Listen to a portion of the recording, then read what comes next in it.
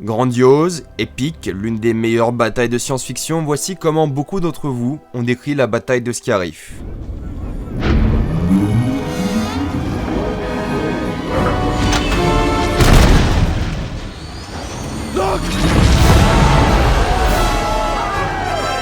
Aujourd'hui, on va essayer de comprendre en plusieurs étapes ce qui rend la bataille de Scarif spéciale. D'abord, il n'y a pas d'action sans enjeu. Pour que l'action soit réussie, il faut avoir des raisons de se battre. Dans Rogue One, Scarif représente la dernière chance de la rébellion de se procurer les plans de l'étoile noire. Sans ces plans, l'Empire aura une arme de destruction massive et absolument rien ne pourra plus l'arrêter.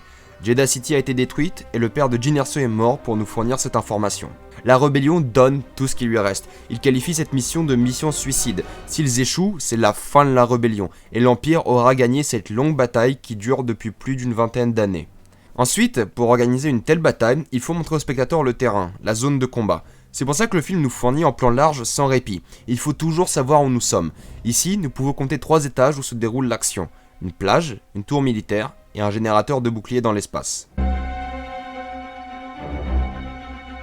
Maintenant, il faut établir le rôle des personnages. Krennic doit arrêter les rebelles et les empêcher de récupérer les plans, Tarkin et Vador sont la menace qui ne va pas tarder, la rébellion doit aider les soldats au sol tout en combattant l'Empire dans l'espace, K2SO doit protéger Jyn et Cassian doivent récupérer les plans de l'étoile noire, Bodhi doit couvrir les soldats tout en réactivant les communications, et Chirrut et Baze font diversion. Nous avons enjeu, lieu, mission. Que manque-t-il pour réaliser une bataille épique ? Peter Jackson disait que lors d'une bataille, il faut que tous les 3 plans on aperçoive un personnage connu, ou du moins quelque chose de familier. C'est à peu près ce qui se passe dans Rogue One.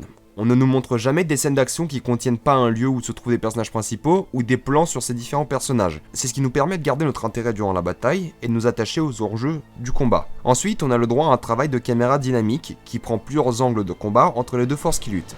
Ces angles de combat sont souvent là pour nous montrer l'échelle, la taille des AT-AT, ou encore la distance à laquelle se trouve Chirrut des forces de Krennic. Autre chose très importante, c'est que les déplacements soient enregistrés. Si Baze se balade, on verra des buissons, ou de l'eau, ou du sable pour montrer les différents déplacements. Si Bodhi sort du vaisseau, on aura un câble qui le suit pour expliquer au spectateur qu'il n'est pas allé trop loin.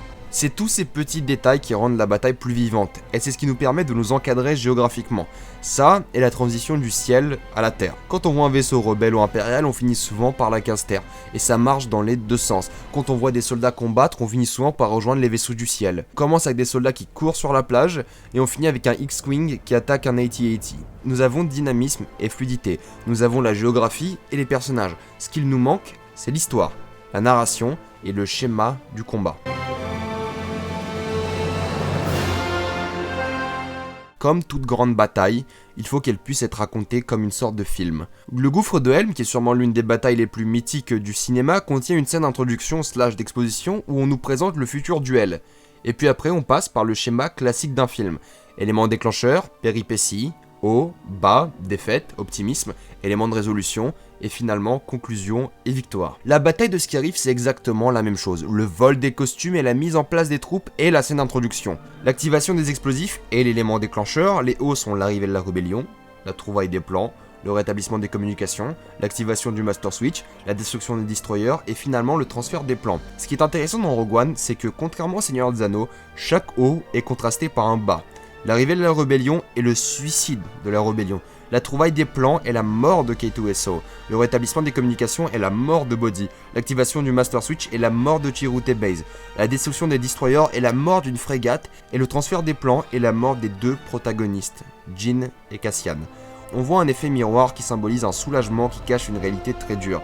Tout le monde est mort pour peut-être pouvoir accomplir quelque chose. Et ça renforce les événements qui suivent et avant tout le film qui suit. Rogue One, par le schéma narratif de la bataille de Scarif, renforce un nouvel espoir dans l'idée de sacrifice et aussi dans l'idée que personne ne meurt tant que la force ne l'a pas décidé. Donc oui, la bataille de Scarif est une grande bataille de science-fiction. Mais avant tout une grande bataille de cinéma qui bénéficie d'1h20 de développement qui permet un vrai impact émotionnel et un grand divertissement. Soldats de la Terre, chevaliers du ciel, c'est bien eux que la rébellion doit honorer.